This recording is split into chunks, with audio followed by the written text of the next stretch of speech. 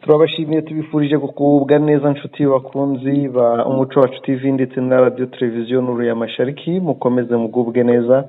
Genda umushakamba Maurice, tuje mu makuru yo mu burasirazuba bwa Repubulika ya Demokarasi ya Kongo yo ku itariki ya 14 z'ukwezi kwa 9 2024, na makuru mugezwaho mbagezaho mfatanije n'umuvandimwe Sentama. Wiriwe, umeze ute? Mwiriwe neza umushakamba, twiriwe neza, turaho. Yego natwe ni amahoro. Tugiye kugaruka ku nkuru zitandukanye ziriwe zivugwa mu burasirazuba bwa Repubulika ya Demokarasi ya Kongo ndetse n'izindi bifitanye isano. Batugezaho ingingo n'ingenzi z'uyu munsi. Yego, murakoze umushakamba, barakoze abatwumva bakurikira makuru yacu n'ibiganiro. Ingingo z'ingenzi rero turaza kuganira kuba M23 irimo guhiga bukware inyeshyamba za FPP zikihishahisha mu bice bya Nyamirima bavuga ururimi rw'ikinyarwanda, hari abahita Nyamyirima, ni muri Rucuru. Turaza kuganira ku biganiro bya Rwanda bihuza intumwa z'u Rwanda n'iza Repubulika Iharanira Demokarasi ya Kongo, byasubukuwe none kuwa 14 z'ukwa 9 2024. Turaza kuganira ku bivugwa ko Kabila Joseph wahoze ari perezida wa Repubulika Iharanira Demokarasi ya Kongo yaba yarahungiye mu Bubiligi. Turaza nanone kugana Igoma, twerekeza Igoma turebe aho abakozi bashinzwe kugenzura ibirunga bivugwa ko bahagaritse akazi. Noneho turaza gusoreza ku ngingo igira iti abagerageje gukora kudeta muri Repubulika Iharanira Demokarasi ya Kongo 37 muri bo bakatiwe urwo gupfa. Ngizo ingingo z'ingenzi z'amakuru tubagezaho muri uyu mwanya. Umushakamba rero turi hamwe, tudatinze duhite twinjira hariya kuba M23 irimo guhiga bukware inyeshyamba za FPP zikihishahisha mu gace ka Nyamirima muri Rucuru. Aya makuru wayakurikiranye, bimeze bite? Yego, ni byose ngira ngo ni imirwano imaze n'iminsi 8, ariko nagira ngo ubanze umbwire uko muri Masisi byiriwe. Se nta mirwano, cyane ko bigoye ko bwakwira nta sasu rivuze. Urakoze bwana umushakamba, muri Masisi ntihajya hiburira hiriwe imirwano, ariko twagerageje kuvugana n'imbone zacu kubera ikibazo cy'itumanaho ntabwo twabashije kubageraho neza, ariko biravugwa ko habaye imirwano hagati ya M23 mu gace ka Gahira na Tambi, n'uduce twegeranye two muri Masisi hariya muri Bashari. Imirwano rero nabwo aho baraharwaniye, bamaze igihe baharwanira, nabwo ni nk'ibingibi bya Nyamirima, abari hariya barihishahishe baba barimo babashakisha kugira ngo babavane mu giturage, kuko iyo babonye urwaho bica abaturage bamwe bakanabambura. Ngira ngo noneho reka twite tujya muri Rucuru nk'uko twari tubivuze, cyangwa se wari ubinsabye. Muri Rucuru nibyo hamaze iminsi 8 M23 iri mu kazi gakomeye cyane ko guhiga izi FDLR. Ingenzi ita FDLR nubwo bamaze imyaka irenga 10 cyangwa se 10 biyomoye kuri FDLR, aba FPP abajyarugamba bayobowe n'uwitwa General Kanani Dani.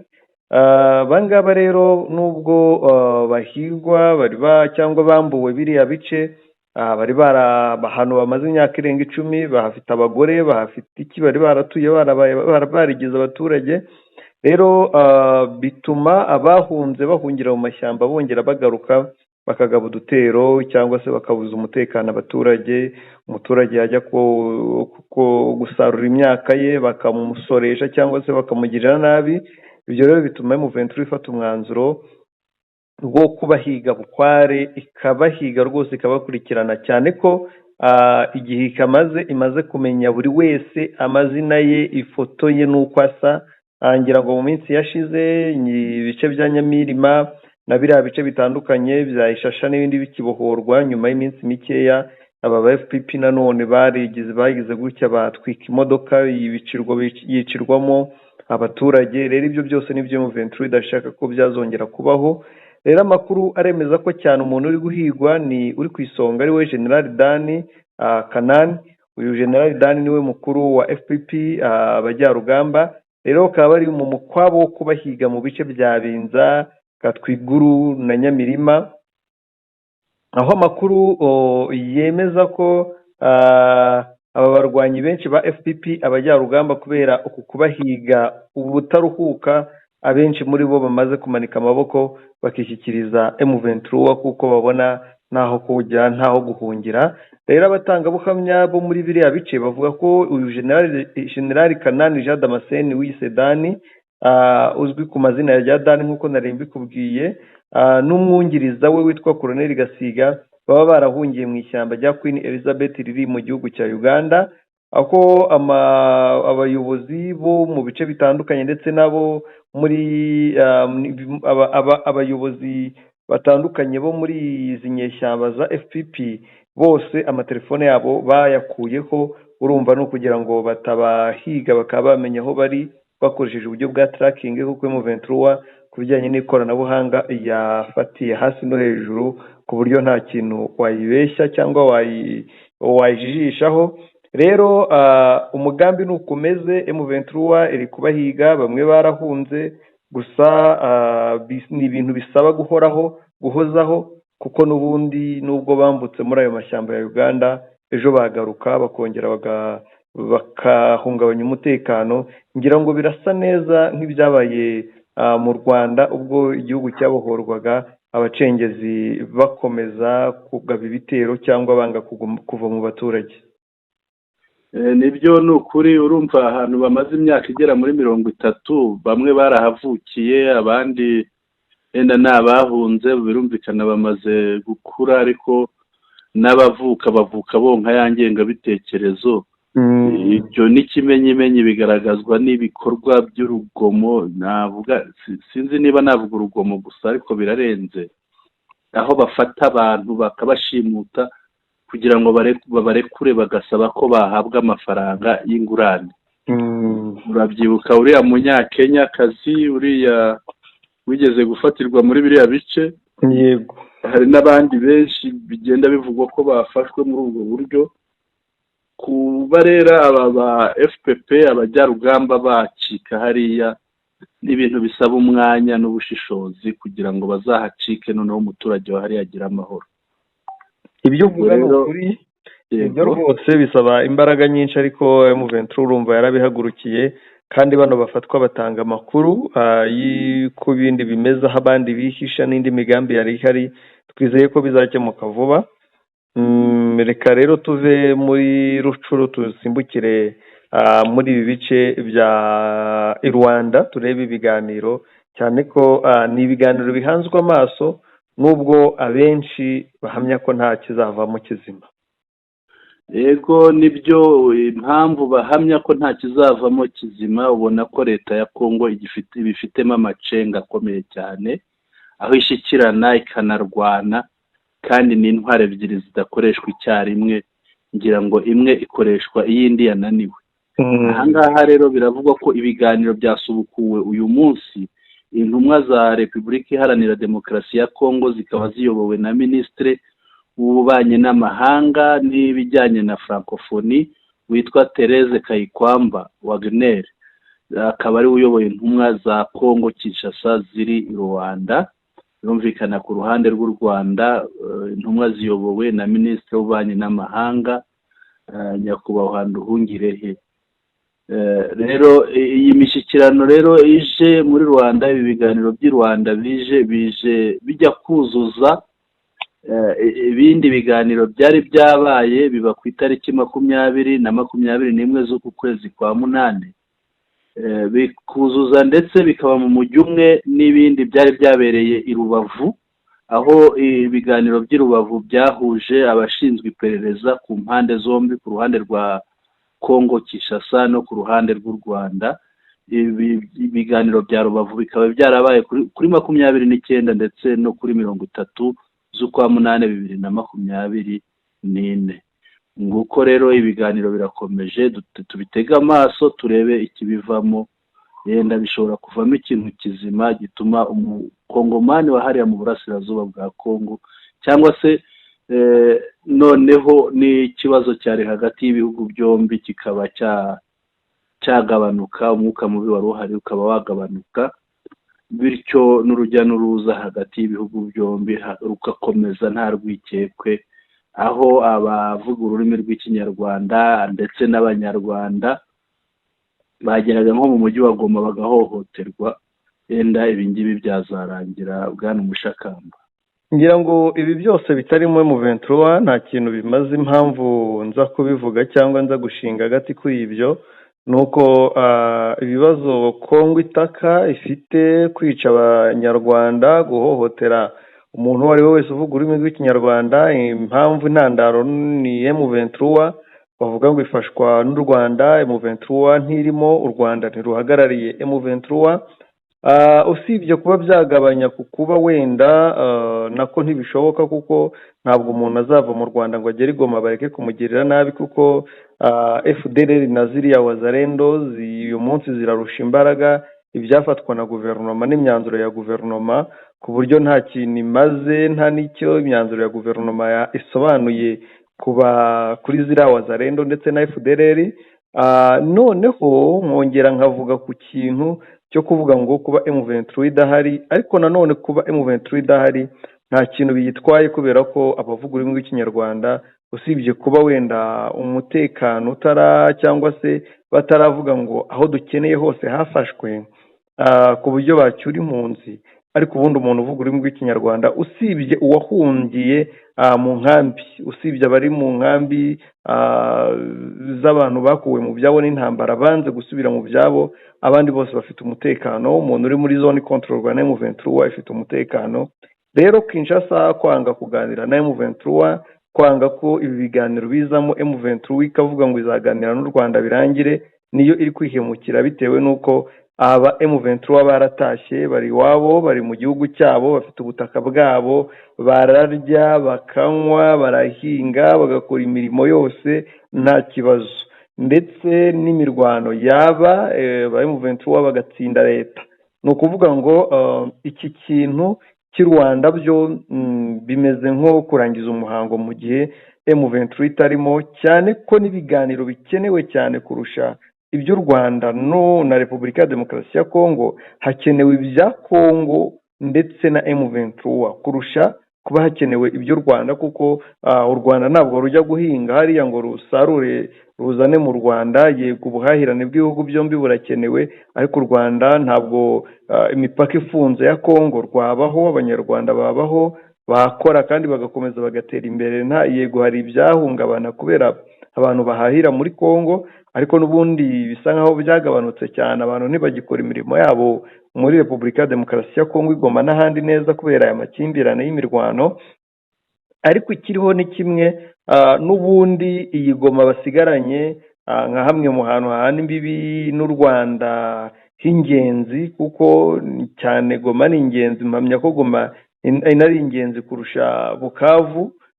Rero nkabona ko n'ubundi iriya Goma iri mu manegeka. M23 yayitumye ntiyayirwanirira iminsi 2-3 itayifashe, ku buryo n'ubundi mu gihe cyose batemera kuganira na M23 bari kuti inyuma ya Huye, kandi M23 yo iracyiyubaka, iracyashinga ibirindiro, iracyakomeye, ku buryo ahubwo biba ari ukuyiha umwanya wo kwiyubakira Kongo nshyashya.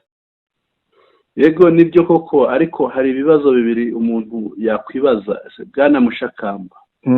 Buriya ikibazo kiri hagati y'u Rwanda na Kongo, ipfundo ryacyo ahanini ni uriya mutwe wa FDLR. Kongo ishyigikira ibikoresho birwanisho, iranabahemba muri iriya ntambara barimo. Noneho ibyo bikakomeza uriya mutwe, ku buryo uriya mutwe uba ushaka no gutera u Rwanda, ndetse banabikora. Twarabyumvise abambuka, hari abo tubona bagera ku mupaka w'ibihugu byombi bakarasa mu Rwanda, hari abo tubona binjira bakajya kwiba amatungo, hari abo tubona bafata abanyarwanda bambutse bakabamerera nabi. Hari n'amakuru arenze, twe dukurikirana amakuru tugenda tubona, ugasanga bashinze nk'imbunda bazitunze mu Rwanda, imbunda ziremereye, hari n'urujya n'uruza rw'abagize FDLR baba begerejwe hari iruhande rw'umupaka w'ibihugu byombi, ngira ngo warabibonye aho bari barashinze n'amahema mu kibaya, aho umuturage atatinyaga kukubwira ati ariya ni amahema ya FDLR, ariya ni aya FARDC. ni ukuvuga abaturage baba babizi kandi bafite ibyo bashingiraho babatandukanya. Turebye iyi mishyikirano tukareba neza tugasesengura ibi biganiro birimo bibera i Rwanda, ngira ngo n'ikivugwa muri ibi biganiro gikomeye ni uburyo abagize FDLR bataha bagatahuka mu Rwanda, uriya mutwe ugasenyuka burundu ntibongere guhungabanya umutekano w'u Rwanda. Icyizere cyo kugira ngo Kongo igiremo uruhare rwo gusenya uyu mutwe, tuzi ko harimo n'abarinda perezida w'igihugu cya Kongo, tuzi ko bari mu nzego zitandukanye zaba iza gisivile n'iza gisirikare, aho noneho bikomezwa n'uko tubona n'urujya n'uruza rw'abantu bavuga nabi u Rwanda, barwanya u Rwanda. Twavuga nka ba Gasana, twavuga uriya Padiri Nahimana, twavuga ni benshi, aho tubona batumirwa i Kinshasa bagahabwa intebe, bagahabwa ijambo. Ese ahangaha twavuga ko icyizere cyo gusenya uyu mutwe Kongo bigizemo uruhare kirangana iki? Nk'umusesenguzi urabibona ute, wabivuga wiki? Nibyo, icyizere cya Kongo ni gikeya, ariko nanone impamvu yemera ikaganira n'u Rwanda ni uko ibona imigambi yayo yamaze gupfuba kubera imbaraga M23 yabarushije. Kuko ku gutera u Rwanda bateguraga cyangwa bateganya kubikorera ku mupaka, ariko imipaka iyihuza n'u Rwanda myinshi nta mbaraga bayifiteho, niyo bafite santimetero nkeya, inyuma yabo hakaba hari M23, ku buryo atari ahantu bashobora gukorera urugamba rwo gutera M23. Aho basigaranye ni ku mipaka ihuza u Rwanda na Repubulika ya Demokarasi ya Kongo ya Sud Kivu muri Kivu y'Amajyepfo, kandi naho bafite imbogamizi kuko twirwaneho iri hafi, iramutse nayo ihagurutse M23 nayo ikamanukira Karehe, rwose bahura n'ibibazo bikomeye cyane cyane ko no kurwana n'u Rwanda ari ibintu bazi neza ko batashobora, usibye gushaka guhungabanya. Gusa bahisemo gushaka guhindura undi muvuno wo kujya guca mu Burundi, mu gihugu nacyo gifite ibibazo by'ubukene n'ibindi bibazo bitandukanye, nacyo gifite ariko iyo ngengabitekerezo yo gushaka kungukira mu moko, ndetse no yo gushyira imbere amoko, ndetse no gushaka kugirira nabi cyangwa kurema umutekano muke mu karere. Rero ikiriho ni kimwe, Kongo kuba yabona ko ikemera kugana muri biriya biganiro ni ukuri kubona FDLR ntaho nta butaka isigaje. Ubutaka basigaranye bwo gutungangiramo FDLR ni buke, kubera ko ubutaka bwegeranye n'u Rwanda bifuza gutungiramo FDLR banashyizemo FDLR kuva exfar yahunga, ubwo butaka M23 iri kububambura.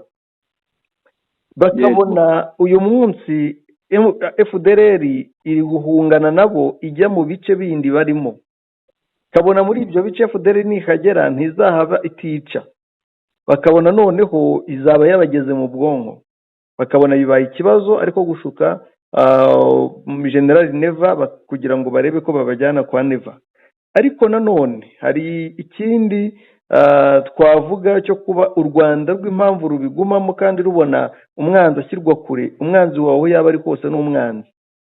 U Rwanda ruzabona amahoro ari uko ruzi neza ko FDLR yasenyutse burundu, ndetse n'iriya mitwe ya FRN n'iyindi yose, ariko nabyo biracyakomeye. Niyo mpamvu u Rwanda rutabisuzugura cyane ko umwanzi uko yaba ameze kose ashobora kwikuza n'abandi, cyangwa se ashobora kubona abamushyigikira ejo akaba yaguhungabanyiriza umutekano. Niyo ataguhungabanya ku buryo bukomeye, ariko n'ubwo buryo bworoshye niyo yakica umuturage umwe nabwo abaguhombeje.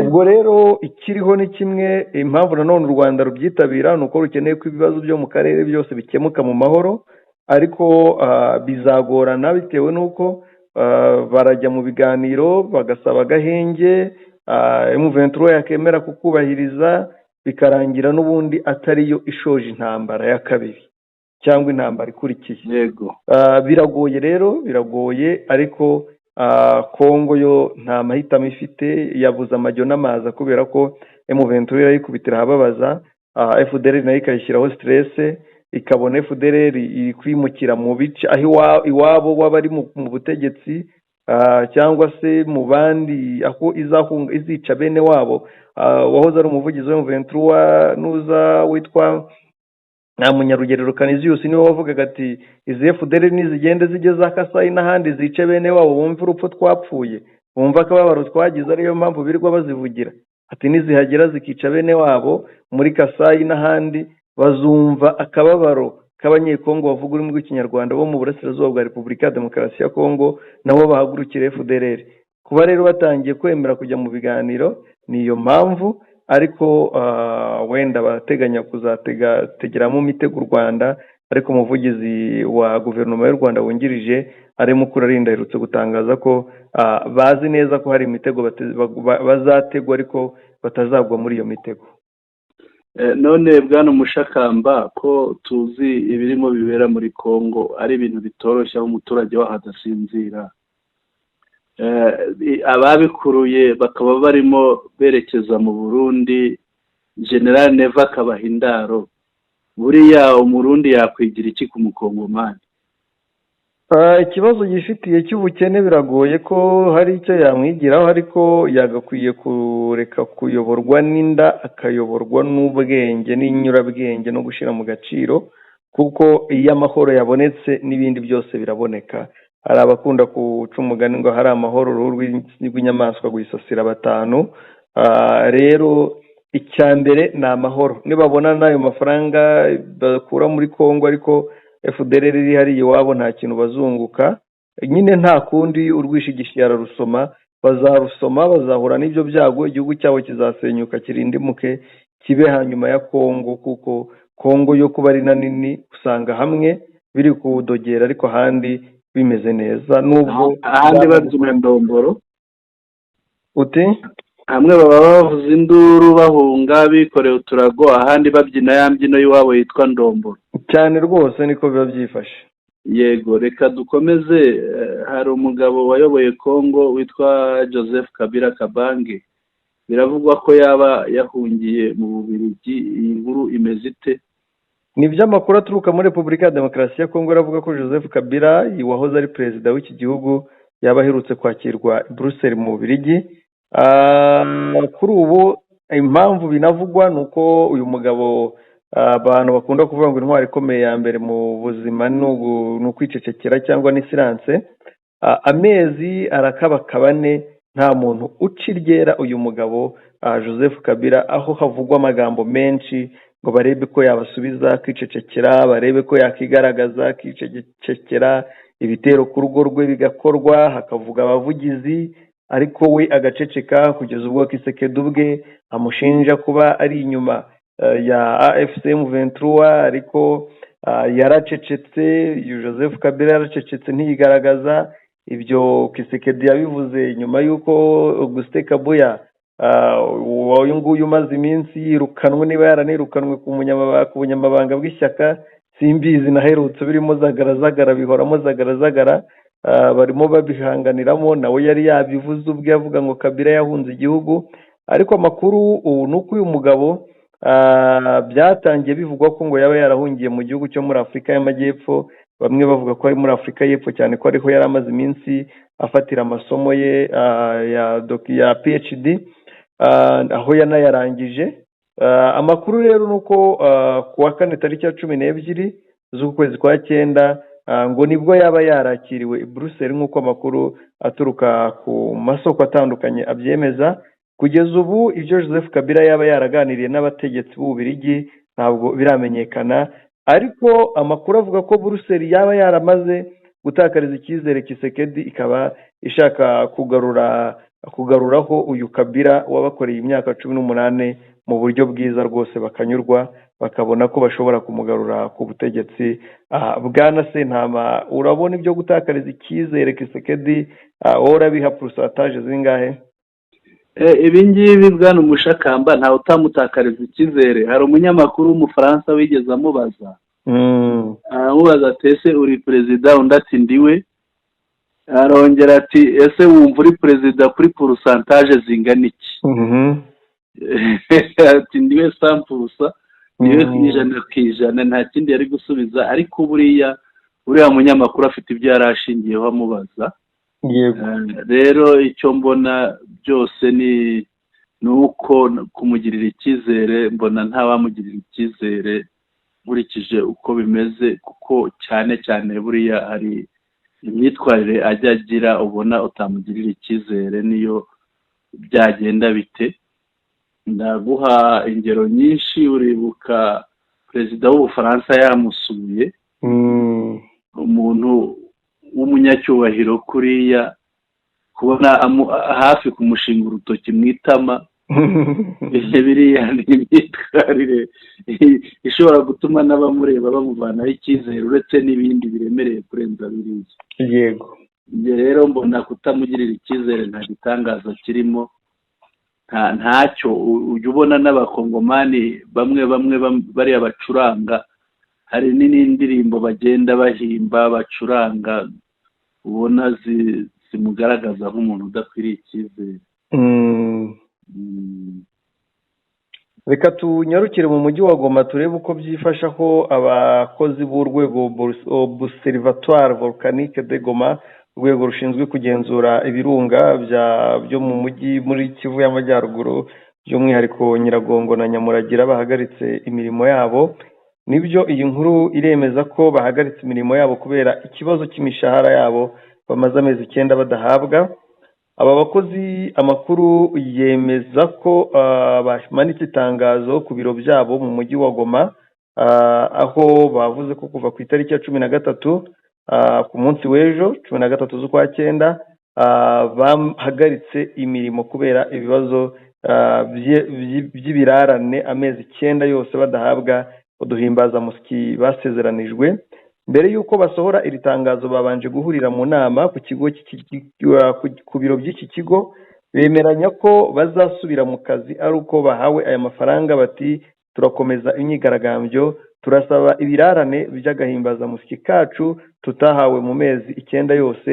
akazi kabo gahagaze mu gihe hari impungenge ko Nyiragongo yakongera gutungurana ikaruka nk'uko yabigenje muri Gicurasi, ariko kwezi kwa 5 2021. icyo gihe yishe abantu 32 bo mu mujyi wa Goma, isenya amazu arenga 1000. mu kwezi kwa 3 2024 iki kigo OVG cyasesenguye imyitwarire ya Nyiragongo yifashishije abahanga bayo mu bumenyi bw'isi, imenyesha abaturage by'umwihariko abari mu nkengero za Goma ko hari ibyago byinshi by'uko iki kirunga cyaruka.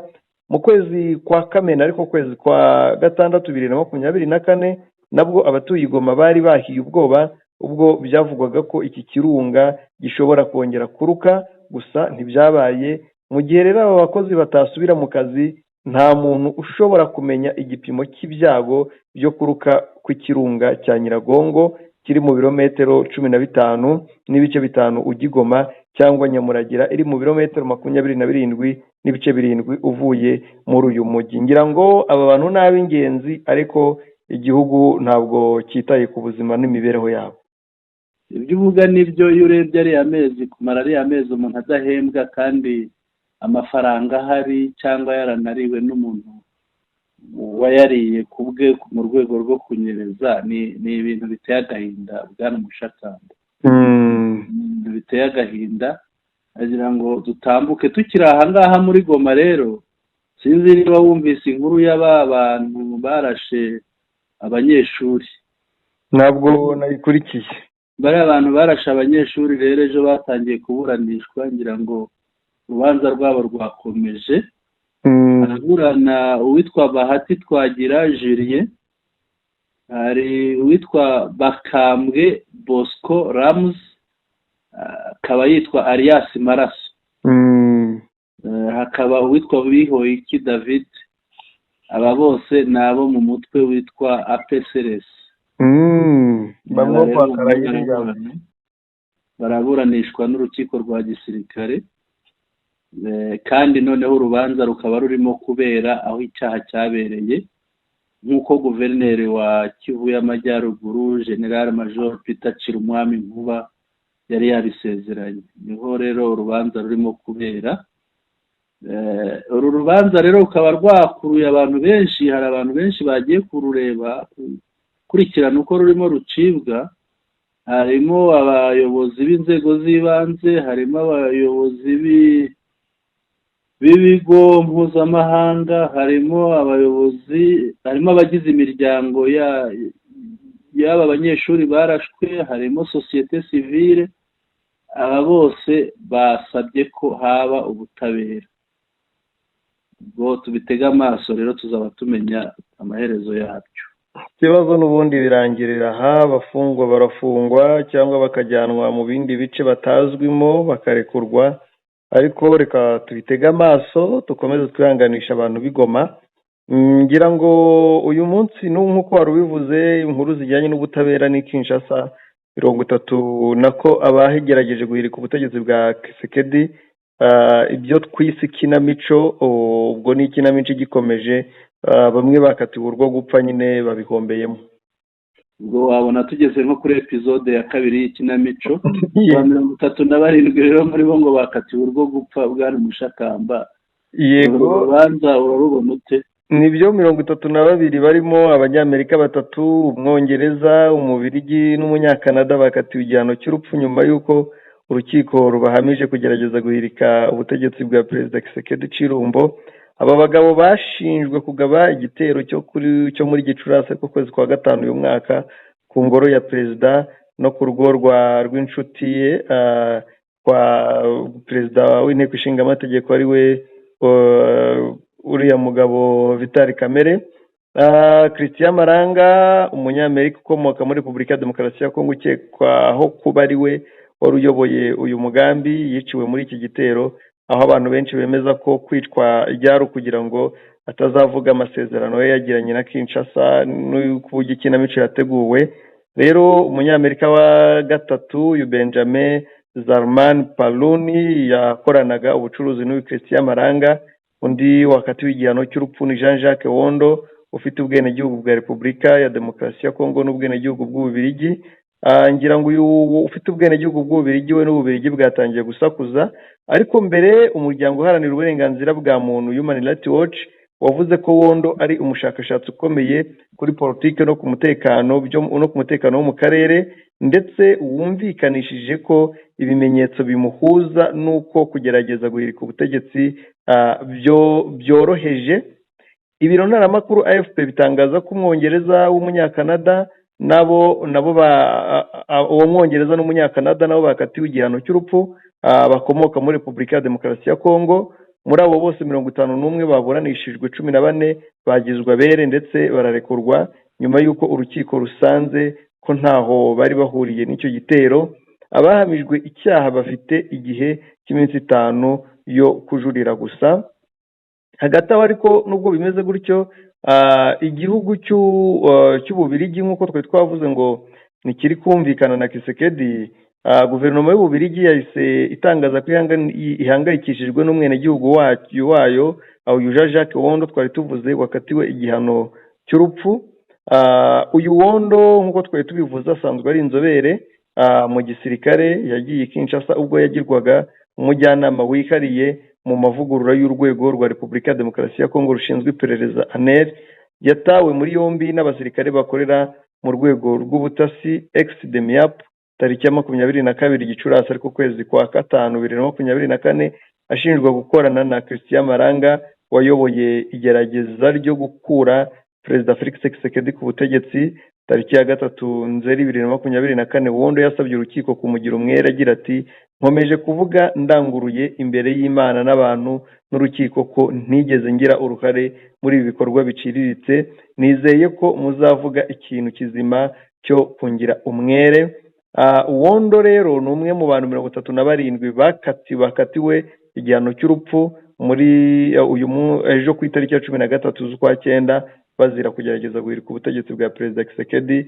Ngira ngo iri jwi ry'ibihugu bikomeye sinzi niba hari icyo rizahindura bakaba bazabarekura, ariko si bo ba mbere baba barigeze bakatirwa urwo gupfa cyangwa ibindi bihano ejo tukababona basubiye iwabo, kuko hari n'undi wo muri niba atari Espagne ni ndakeka ashobora kuba ari nka Espagne, nawe wayigeze azira ibijyanye n'amabuye y'agaciro i Goma bamukatira urwo gupfa mu minsi yashize, yigaragaje ari iwabo ameze neza.